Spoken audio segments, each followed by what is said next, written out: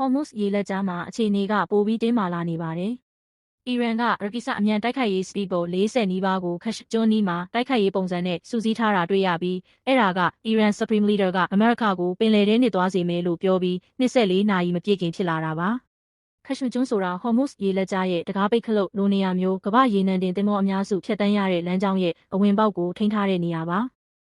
အီရန်ကသူတို့ရဲ့ရေတပ်ဟာအမေရိကန်ကိုဓာတ်ရိုက်မရှင်နိုင်ဘူးဆိုတာသိထားပါတယ်။အခုစစ်အစောပိုင်းကာလမှာပဲသူတို့ရေတပ်အများစုပျက်စီးသွားတာတွေမြင်ခဲ့ရပါတယ်။ဒါကြောင့်အခက်ကနီးပြူဟာပြောင်းလိုက်တယ်။ကြီးမားတဲ့စစ်သင်္ဘောတွေအစားရတာမှာဖန်ရခတ်တဲ့ speedboat အသေးစားတွေကိုအသုံးပြုလာပါတယ်။အဲ့ဒီလေတွေထဲမှာ anti-ship missile တွေဒါမှမဟုတ် suicide explosive တွေတပ်ဆင်ထားနိုင်ပါတယ်။အရေးပေါ်အချိန်မှာအီရန်ကလှေ34ဆယ်ကိုတပြိုင်နက်လွှတ်နိုင်တယ်။